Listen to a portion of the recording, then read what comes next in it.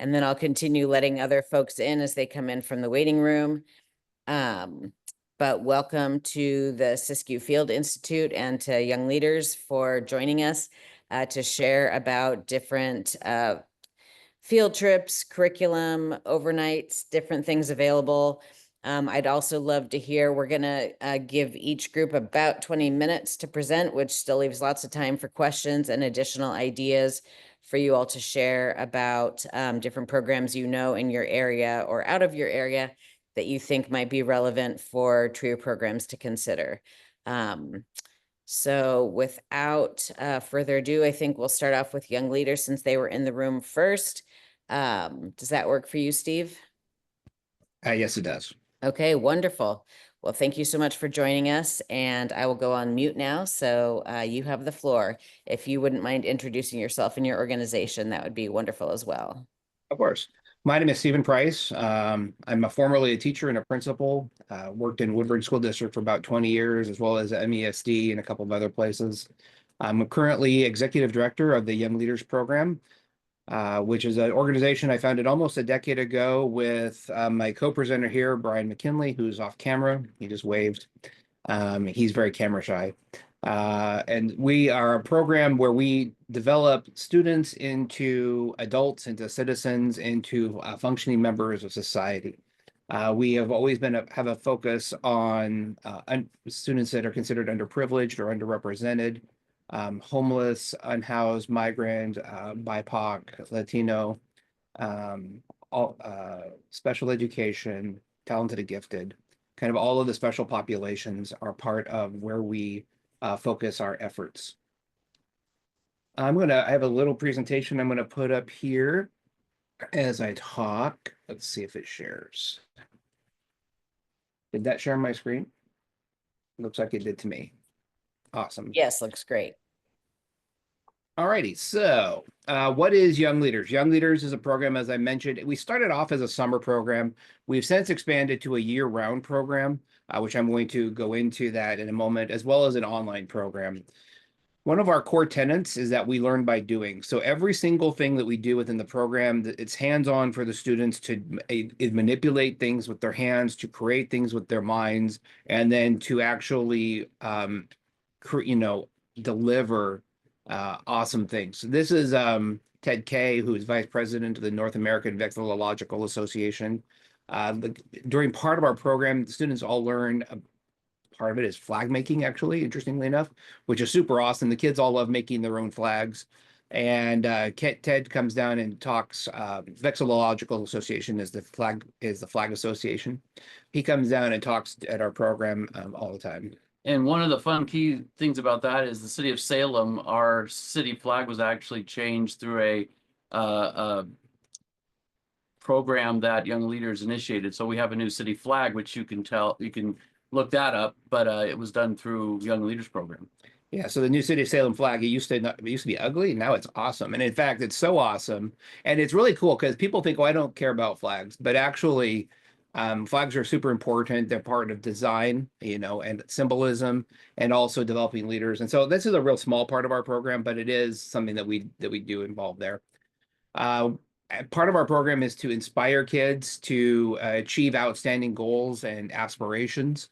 And so we bring in a large number of guest speakers that come in and talk to the students.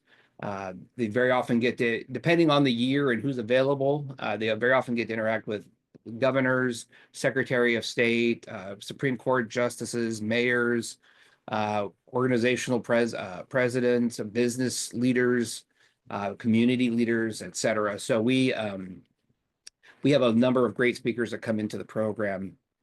One of the things that we do at Young Leaders is to teach the kids adulting. And this is super important. It's a gap that exists where kids don't get a chance, for example, to learn CPR. So one of our classes that we offer is for them to all get CPR certified. So all of our students who attended camp last year got CPR certified. Another thing that they all get to learn to do is basic car maintenance, for example, how to change a tire, how to check your oil, how to do some of those things. And you can see it's completely hands-on. The kids are putting the wheels on and off the tires. They're checking the oil. We learn by doing. It is one of our core tenets. This was another class that we offered for adulting. This was on how to like write a check, fill out an envelope, rent an apartment, get insurance, kind of a lot of the financial aspects that kids don't aware of when they're part of until they get into the real world.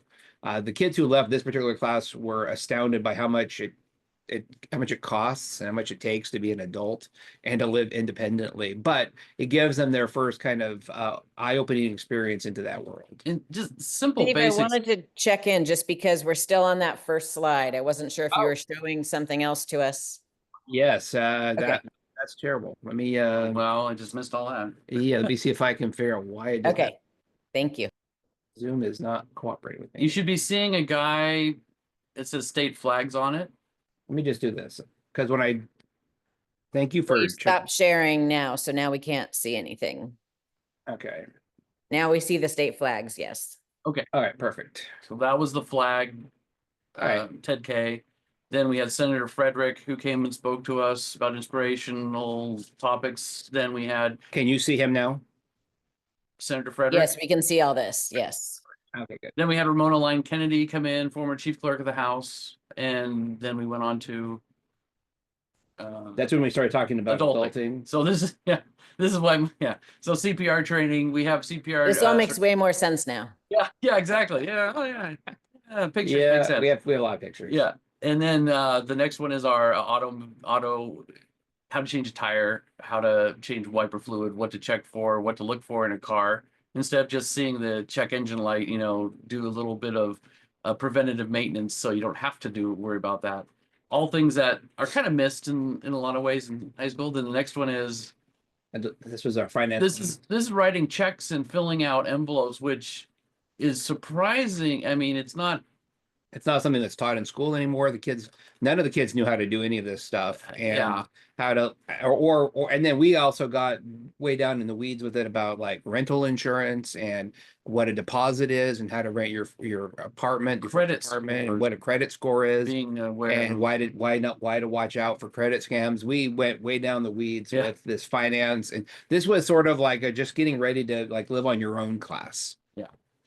As you can see, some of the kids in there are pretty young, but yeah. Here we are. Whenever we have the opportunity, we get over to the Capitol. We connect with, as I mentioned, the state leaders. This is with the former governor. Of course, it's been closed for quite a while, but we plan on, once it reopens, since we do partner with the Oregon Capital Foundation, getting back over there, or at the very least having someone come to us and give a historic overview of the Capitol to connect our students with their state. So a big part of what we do is our summer program. These are some images that come out of our summer program. As I mentioned, it's very, very hands-on for the kids. This is Congress. This is the Congress simulation. So what happens is when the kids arrive, they arrive on the first day and they have to get a job. And then during the week, they have to do their job all week. They get paid brapples, which is our in-game currency, our in-simulation currency. And from those brapples that they get paid every day, they have to pay their taxes. They have to pay their bills. And then if they have anything left over at the end of the day during community, they can come to the store and buy a soda or a candy bar. It was hilarious. At our last year camp, one of the kids came in, looked at the brapples he had left, and he goes, "Man, my taxes are too high. I got to do something about this." But then you have the opposite end of things. You have a member of Congress who, for their state, they have to build a project, then they need X amount of money. And they're like, well, your taxes too high, but we don't have enough money to build this bridge project in our state. So then there's the balance between personal desires, state and federal needs. How do you balance those things? And that's the point, is that this is a functioning Congress. It's not just a bunch of kids reading a script. They do a daily budget, and they do laws that the students actually obey during the term of the week. So this isn't just kids hanging out there managing the finances and the economy of this simulated country for the whole week. With our help in that, we set it up for them, but they do all the committee work and then put the budget together and pass it themselves. And then the money is distributed to states according to their allocations. So we have a Ways and Means Committee. I bet a lot of you have been to our state capitol and you've testified at a Ways and Means Committee or such, begging for your money when, it's so obvious to you, but you have to convince these people is kind of that same type of thing that we teach the kids how to lobby members, which is an important aspect in Oregon since we have such a lobby heavy government.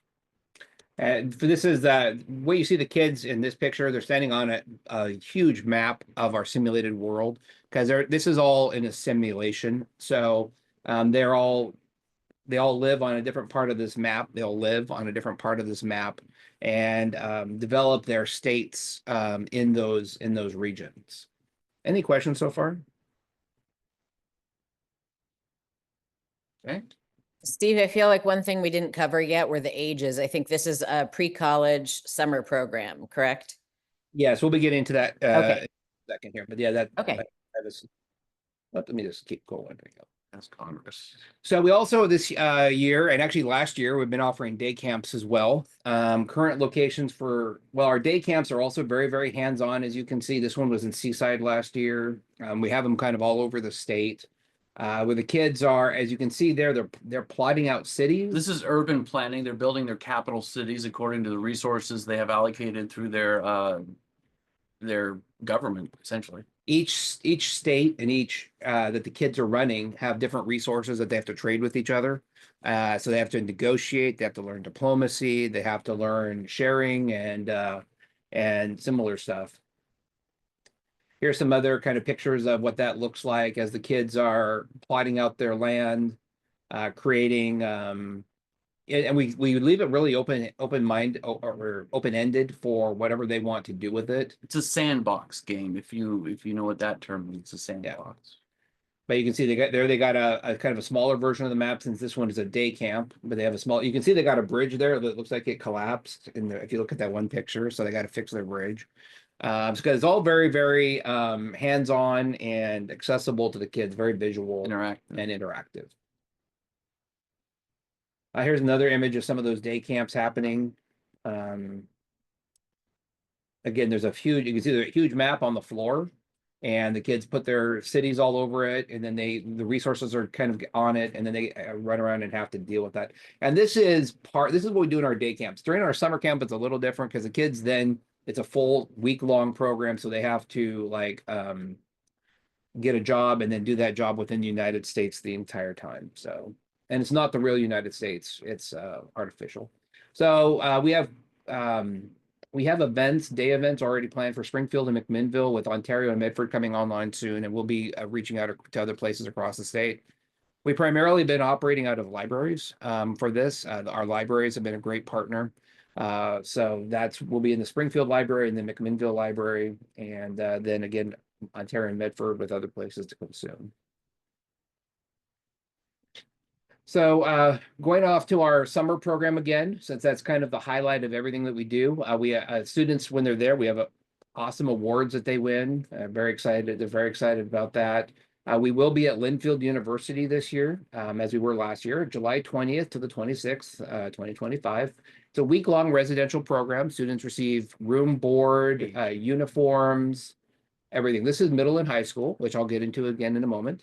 But this is pretty much open to any kind of middle and high school student who has the maturity and is ready to live on campus for a week. So we've actually had kids even younger than middle school. We had a couple of fifth graders last year who they were mature enough and were able to do it. We don't really have a hard and fast rule. We sort of leave it up to the parents to determine if they think that their student is ready. It's a great college prep too, in the way you sometimes don't think about college prep. College prep in a lot of ways is always get your grades, do this, do that, get this class.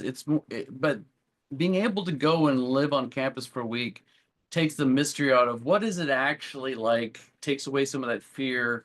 What does it mean to live on a campus? What facilities do they have? What food? Where do we eat? What is it all about? It sort of gives you that week-long experience that kids going into college sometimes will never have unless they go to a program like this.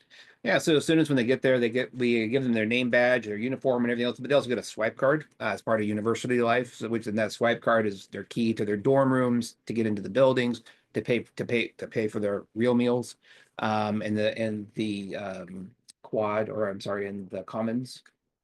So part of what we do is we have all these different departments and all these things are happening. One of our most popular ones is the news media, where the kids get to make videos. And this year, the kids, in addition to all the rest of the stuff they did, they made a little reflection video, which I'm going to share with you. I'm hoping that the audio comes through.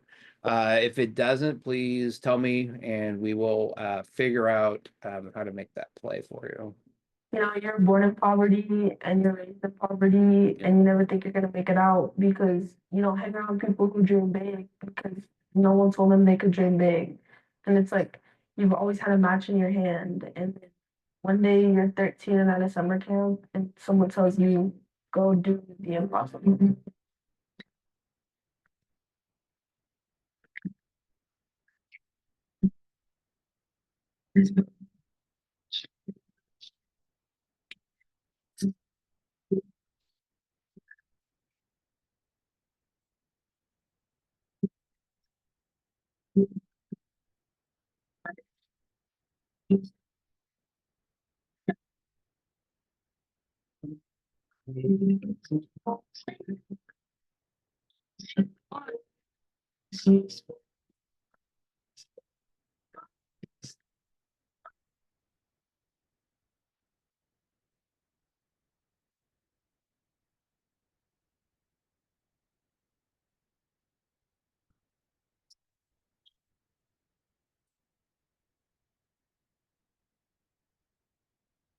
So one of the things we've been talking a lot about the educational aspects, but as you can see, the kids are having fun. Like they are having the time of their lives, and most of the kids come back with feedback like, "This is the best week I've ever had in my whole life. This is amazing." The other thing that is really one of our metrics for success is repeat offenders, or kids who are coming back every year after year after year. We opened registration, and within a week we had 25 of our previous participants, which is almost half, immediately register within a few days. So we feel like that kind of re-enrollment is a very good metric for how much the kids are having fun. And while they're having fun, we're tricking them into learning at the same time. Well, we're not really tricking them. We tell them that they're learning, but yeah. Do you want to say something? Okay. So at camp, the kids are going to learn about civics, governance, finance and economics, criminal justice and law, technology, media and journalism, political theory, statecraft, philosophy, commerce, as well as how to live independently on a college campus for many of them for the first time. While they're there, there's numerous offices that they can run for. There are elections. The kids all have to run, their own political campaigns. They have to recruit other kids. They have to, just like they were if they were running in a student body. We have president, governor, vice president, mayor, secretary of state, many positions that they can run, many offices that they can run for. This is a super awesome opportunity for them to learn. And then the really cool part is that once they're in the legislature, they're passing laws that they live under. So every day the kids have to pass a budget for the nation. And then that national budget, because every day is like a year within the simulation. So they have to pass that budget every single year. And then they have to like distribute the BRAPLs to all of the different departments. Then all the departments have to use those BRAPLs for whatever projects they're doing, whether they're going to build a bridge, or they're going to expand their city, they're going to put in a water project, they're going to build a house. Of course, it's always popular for the kids to try to build tanks and airplanes, but they find out really fast those are expensive and hard to build. So that takes them a while before they get there. This year, we've also deployed our new Civitas program. This is our online role-playing game, which is super awesome. It is a turn-by-turn role play. So if you think about something like D&D, but online, and also in person. So we're going to be, the kids get to come either to our in-person locations or play online or both. It is both strategy and diplomacy based, where students get to build a country and then they collaborate with each other towards that nation building. Yeah. Part of Civitas is free members in our new YL club. This is also new this year. It's registered free for everybody who attends any in-person event. And it's also included with all summer program for free. If folks are outside of the United States want to register, whatever, it's $49 a year. So Young Leaders Program is open to all students in all grades 7 through 12, regardless of race, color, religion, national origin, sex, gender, sexual orientation, or different ability. And as I mentioned, we've even had like 5th graders come if they're mature and ready. That's a conversation. A lot of times if the parents register, you really young kids, I'll have that conversation with them. Hey, you know, call them up and make sure that they're going to be good. But like we have had some successful 5th and 6th graders come, and that's totally fine. Generally speaking, we limit to middle and high school. So this is completely free for kids. The way we sort of worked it out with Oregon Trio, they're going to be sending some students and sponsoring them because all the students, we get grants and monies from different places. So if you have some kids that you want to send, that registration code is Trio to send them, and we would encourage you to do so. We are sponsored this year, and this is in progress. This is not a final list because it's only barely February and not all the grants have come in yet. But the Oregon State Capital Foundation is one of our major sponsors this year. They've given us a major grant. Trio, Oregon Association for Comprehensive Education, Yamhill Community Care, and then we have other grants, as I said, pending and coming in. It's still in February. Registration is open now. Again, those dates, July 20th to the 26th at Linfield University. And we've got a slide here with our website, which is ylprogram.org. So that is our presentation. Sorry for the technical issue there at the beginning, but I'm glad we were able to work that out. I'm happy to entertain any questions, comments, or thoughts. Thank you so much. Yeah, let's see what questions we have at this point. That's wonderful. Thanks so much. I was just wondering when you tend to fill up, just because if registration's already open, it's going to take a while to figure out, students who might be good fits for this, etc. We don't, at this point for this year, we don't anticipate a fill up. We have, we're anticipating 100 kids. We're at 25 right now. But we have 25 staff, so we can expand that quite a bit because even at 25 staff, that's still a 4-to-1 ratio, which is really high staffing ratio. So we could go up to 120, 125 kids. Last year, we had some kids show up at camp, and they said, and by the end of the first day, a couple of kids came to me and they said, "This is so much fun. Can I call my friend and get them here?" And I said, "Yes." And so by the end of that first night, and some of them the next morning, they showed up with their sleeping bags and all their stuff ready to go. So that was literally instant registration on site. We don't like to do it that way because we have to have the food and all of the, we have to make sure that we got, food services on board for all that kind of stuff. But there is no cap and there's no we like to have all the kids registered by about 2 weeks before camp.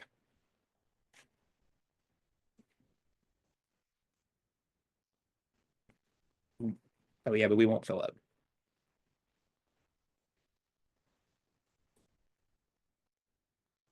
Any other questions?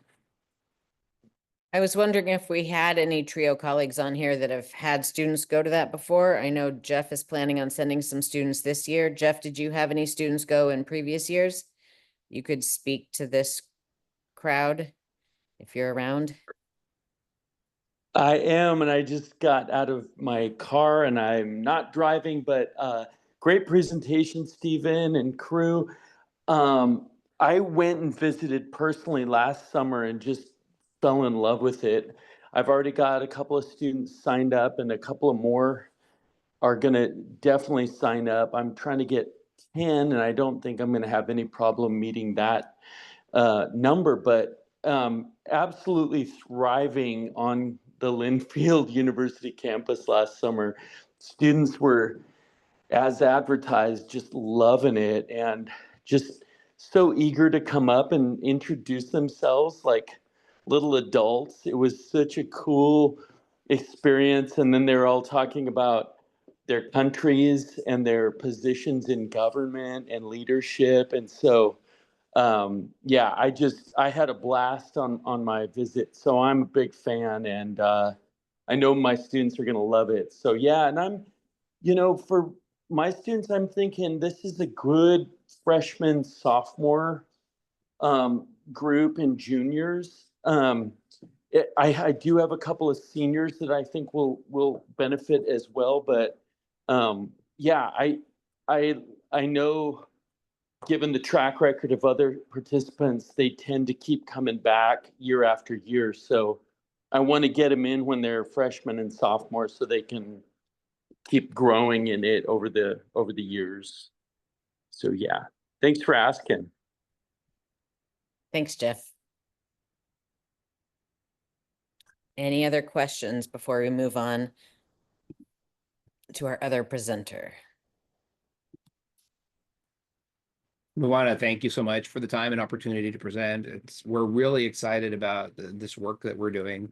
We think it fills a critical gap that doesn't get filled by schools or anywhere else in general in the world.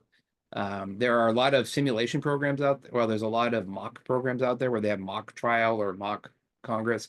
There's very little where the kids are actually creating it as they go. And by the way, everything they do one year rolls over to the next year and the next year after that and next year after that. So it is literally a living simulation that the kids, that's one of the reasons why they want to come back, is because they passed all these laws. Now they want to come back and see them fulfilled. So it's super awesome.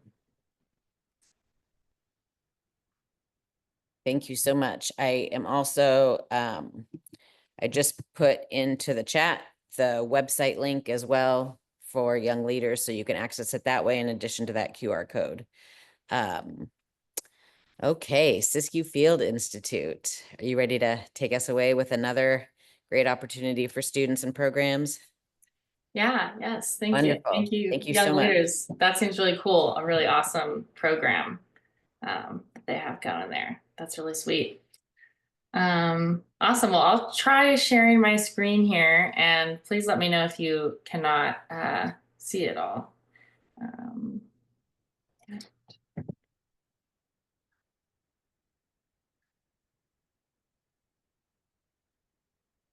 Are you able to see the slideshow on the screen? Yes. Okay, sweet. And I'll change the slide. Hopefully that worked. All right, sweet. Well, thank you. Hello, everyone. My name is Hannah, and I'm from the Siskyou Field Institute. And we are an education and conservation center in Selma, Oregon. So we're located in Josephine County, Southern Oregon. And we've gotten in partnership with TRIO through some people reaching out to us in years past. And one of our board members, Sabrina, also works with TRIO out in Bend, I think it is. And we've worked with youth groups coming out to our site and doing leadership and facility rentals as part of trips that TRIO folks take with their groups together to get kind of a leadership and group bonding and leadership training in an outdoor and beautiful setting. We also do conservation work with the Forest Service and BLM. Our 850 acres here on our Deer Creek property in Josephine County borders BLM, so we do a lot of restoration work. And that restoration work that we do in partnership with several partners on the state and federal level are things that students actually get to see hands-on, what people who work in outdoor industries like firemen, Forest Service.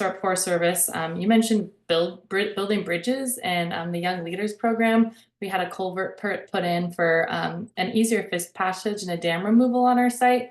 So that's some of our restoration work that we do, and all that information and learning can be passed on to students who come to our site. We also run an outdoor school, which is place-based science programming for sixth graders, which is state funded. And that happens in our springtime, and that's with sixth grade students through the public schools. And then kind of in those shoulder seasons or weekends or summer breaks or fall breaks, this is where we've reached out to other youth groups like TRIO, who help with youth development and leadership development and career pathways, to come to our site and use our facility. So in this presentation, I'll just be going through some of the programs that we offer and what renting a facility has looked like. And yeah, right here we have our low ropes course, and this is one of our leadership things that we do with students when they come on site. This picture was with actually Project Youth Plus, I think it was, and the second picture, this last picture where they're mulching the ropes course, that was a service project that Umpqua Community College came and did with their TRIO group. So that was really awesome. So some of the things that we offer, as you can see here, is we do have a facilitated low ropes course, and that is just a really great opportunity for students to have like hands-on fun and do some challenge by choice things, as well as also get to support each other and do a lot of teamwork things. I know other places have a low ropes course. We're actually one of the few in Southern Oregon that have it because we're way down here. But that's why a lot of groups enjoy coming to us. And then on the far picture, you'll see that we had a group UCC who did participated in the ropes course, but then they also came and did a service project of remulching it to help us out as well. And I can talk a little bit more about other service projects that we have available for groups that are interested in doing kind of a community service and hands-on learning portion of a trip. So yeah, this is just actually from our outdoor school. This picture is team and leadership development with a group of 5th and 6th graders in an outdoor setting. And I think they were doing like a mock ecosystem, talking about dependency of different organisms that live in an environment. And then in the background, you can see the beautiful Klamath-Sisky Mountains. Our mission at Siskyou Field Institute is to get youth and people in general engaged with the unique environment of the Klamath-Siskiyous.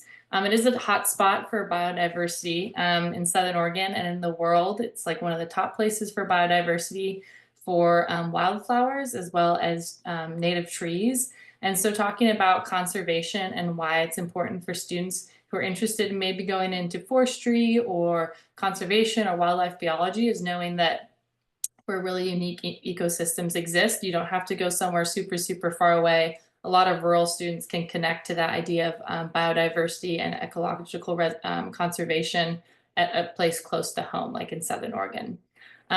So we talk a lot about in our lessons, if you choose to do an academic lesson, a lot about wildlife conservation as well as biodiversity in this region particularly. And then you can just see some really cool examples of that. We have our Darlingtonia down here. That's a plant that eats. It's a carnivorous plant because it is adapted to survive in really high metallic soils. The area that we exist on here in the Klamath-Siskiyou is serpentinite, and so it's a high concentration of metal in our soils, and so it creates our really unique ecosystem that we have here, and we have some really cool plants and animals for students to observe on site. So in the past, I mentioned that we have had partnerships with UCC and SOCC trio groups.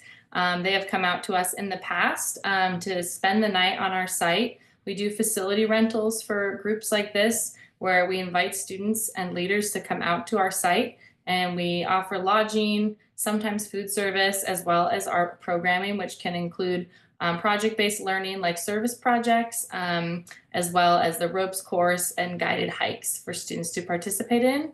And then oftentimes the trio groups that have reached out to us in the past, like these two groups, use our facilities just to do their own leadership training and working with students at a personal level as well. So it's kind of what we call like a hybrid program in that sense. So we really loved having the group from UCC come last spring and do a service project and ropes course. And then in the fall, SOCC brought students, a small group of students as well, and came to our site. And it was just an absolute blast seeing them cook their own food, engage together in community, as well as we went on an evening crepuscular hike, so at dusk, and got to see some really interesting, spooky things out at dusk. And we even saw a couple bats. It was just a really great time hiking with that group of students. So this is our lodging facility. It is a historic building. It's really nice. So we offer lodge rooms for rent for any staff who come, as well as a shared kitchen for students to cook meals together. There's some of the rooms. It was once owned by an economic partner of John Wayne's, so it's John Wayne House, kind of fun and interesting in that sense. And then students oftentimes rent the yurts and stay in yurts together or camping and have an outdoor kind of bath pavilion for facility rental options to stay on our site. And then this is kind of all of our stuff happens outside. We encourage often students to unplug from their phones and disconnect in a technologically saturated world because you don't really get service out here and there's not really great Wi-Fi.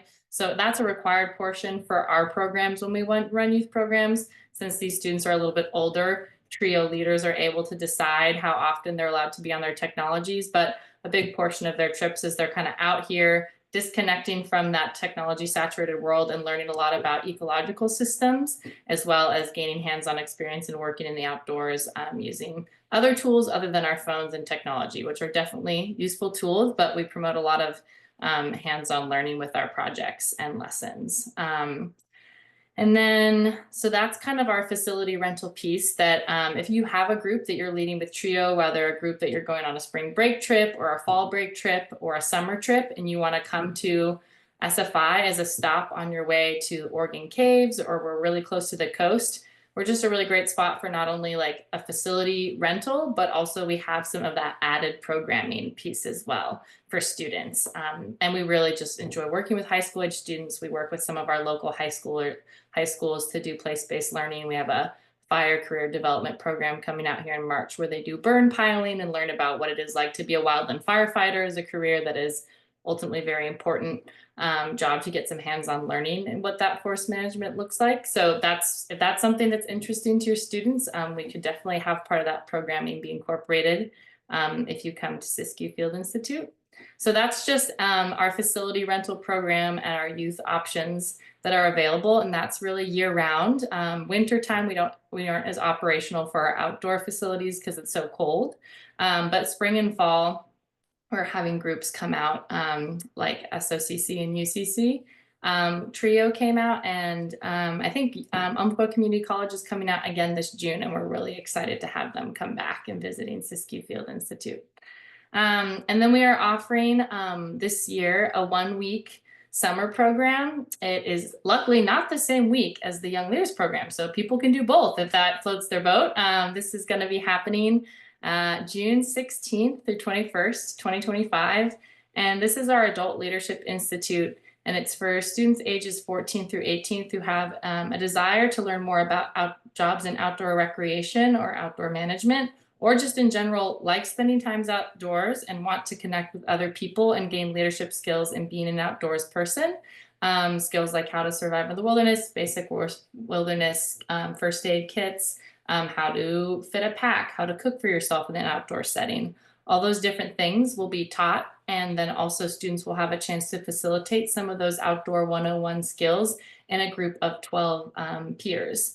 Well, they'll be going on a backpacking trip for the first 3 days in the Kalamiopsis Wilderness area near Siskyou Field Institute, and then there'll be a 2-day guided kayaking training with one of our river guides on the Rogue River. And so that will be like, not only will they get to go kayaking, but they'll also be learning about some of the basics of kayak safety and how to lead a kayaking trip safely. So this outdoor leadership camp, or whatever you want to call it, is not only just enjoying the outdoors, like you're not just going to be led willy-nilly on a hiking trip. The goal is to have students really learn the skills of outdoor leadership, so in case they ever want to work in the industry themselves, they would have some of that skills that me as an employer, I employ people all the time. For people who want to work in outdoor education settings, they'd be getting a basic like 101 overview on how to be safe and a responsible outdoors person and how to lead people in those skills. And then as well as just like interpersonal skills of like reflection, they'll be doing a lot of journaling and, 24/7 without technology, and really gaining an experience of, in-depth being out there in the wilderness, which is not everyone's like cup of tea, but we have definitely had interest with some local high schools that we've talked to of students wanting to challenge themselves to kind of disconnect from society and gain some other more hands-on skills in the outdoors. So if that's something that you have students who are like wanting to like, disconnect from society and gain some introspective skills as well as outdoor skills, we're looking for youth who are interested in doing that, and they'd be doing it in community and really be pushed to be leaders in a setting where all they have is their own food and a couple, items of gear that they have to learn how to use. So we're pretty excited about this trip, and it'll be happening in June. And we're just reaching out to other youth serving organizations as well as local high schools to see if there's any students who would be interested in coming. And the cost is $1,000, but we do have some scholarships available. So we're wanting to look at what students are interested in, how can we get scholarships to get them to come here, and if any of your organizations have scholarship funds to send students to different opportunities like this, definitely reach out via email, and we'd love to chat about what scholarship opportunities can look like. And it is only right now this year for 12 people, but we hope to expand it if it's something that seems to be popular in our region. We hope to maybe do it in following years and increase our number of trips that we lead. And ultimately, I've been hiring for this position. We're going to have 2 outdoor leaders who are facilitating the trip with the youth. And I had a young woman reach out to me, and she did this as a participant when she was 16 years old. She did the backpacking only portion, but has been doing outdoor leadership. She hiked the Pacific Crest Trail by herself when she was 18 years old and learned all those skills from the class that she took at Siskyou Field Institute. And then she applied to be a leader, and she will be one of our leaders this year. So that's our hope, is that we get students who enrolled in the program to become leaders at Siskyou Field Institute or other places down the line, working in outdoor leadership or just gaining these personal skills in the outdoors. So that's a little bit about the Outdoor Leadership Institute, and just also Siskyou Field Institute is a place to come and bring groups of students if you are at all interested, or if that's something they're interested in. So I appreciate your time, and I guess if there are any questions, I always talk really fast when I give presentations, so hopefully that all came across okay. But yeah, I'll stop sharing my screen, and if there are any questions about that. It did come across really well. Thank you. We've had a number of comments in the chat as well from some of our staff members that have participated with their groups at Siskyou Field Institute. So I don't know if Hey, any of them would like to speak to that, but I also just wanted to give you a chance. You know, in addition to the pre-college, we also have a lot of our college colleagues that work in the Student Support Services program at community colleges and universities. And I feel like at Siskyou Field Institute, there's bandwidth for college participation as well in some of the stuff you do. And I know you were targeting the pre-college, but if you could also speak to the ways that college programs could utilize Siskyou Field Institute, if there are any, then that I would love for us to share that as well. Yeah. Yeah, I saw the shout outs in the chat from SOCC Trio. I just like laughed so much with that group. They're such a fun group of youth to have out here, and really curious, and a great group of teens. Yeah, so in terms of students who are in college is what you were talking about, Robin? Right, just mhm. since we have a number of college colleagues as well here, if there were any opportunities for college programs to utilize the Siskyou Field Institute, what that might look like for them as well. Yeah, we do have like internship opportunities available for students in college, or students who are interested in doing a master's in naturalist position, or those who are on master's in teaching tracks, if that's a career interest for any of your students who want to gain hands-on learning in an outdoor setting. We do hire either interns or fully paid staff to participate in our Siskyou Field Institute Outdoor School. And we've hired college students in the past and work with college interns on some of our programmatic things. So that would be kind of the main. It is a seasonal engagement because we're busiest in our March to mid-June. But we have contracted with a couple of interns working on those programs and helping develop them, as well as hired college-age staff to be part of teaching those courses that we do for our 6th grade students who come out. And those students, I think in the past, have been through RCC or SOU's Master's in Teaching program. But if there are other students through Project Youth Plus who are interested in that career field, we've definitely hosted college students in that arena. So, yeah. Nice, thank you. And for those that have come to Siskyou Field Institute, I know you mentioned in the chat, would any of you be comfortable sharing with the group a little bit more about your experience for yourself and your students? For those of you that are still on the call.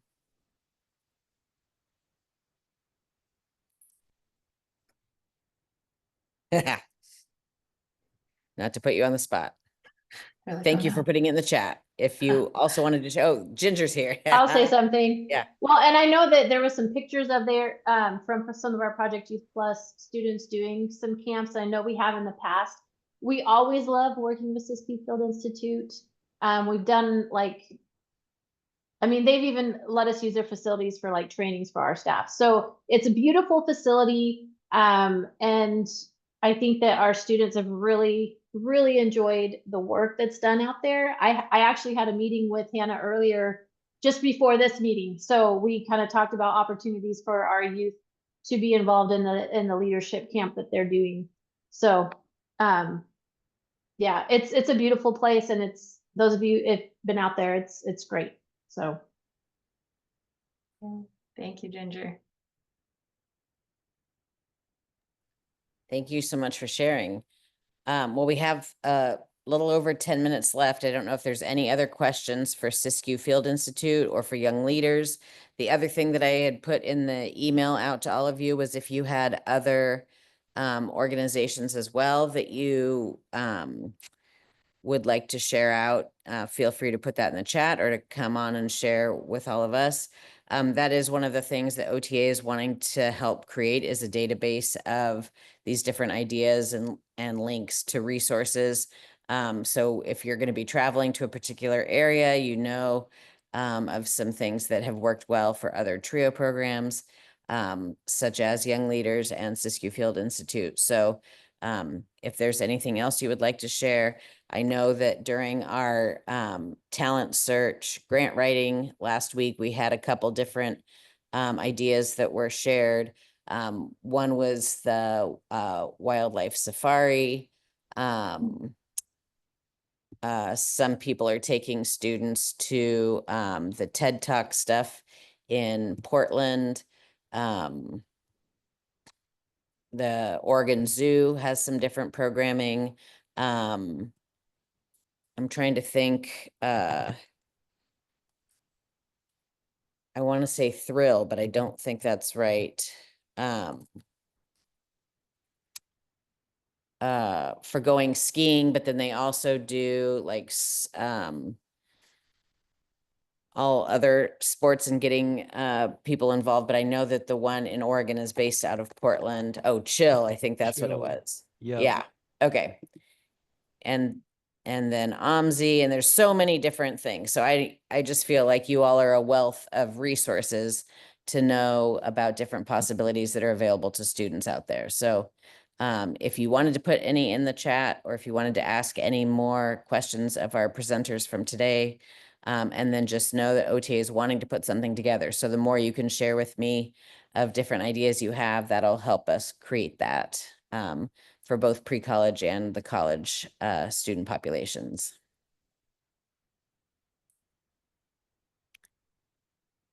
Any other questions for our presenters right now?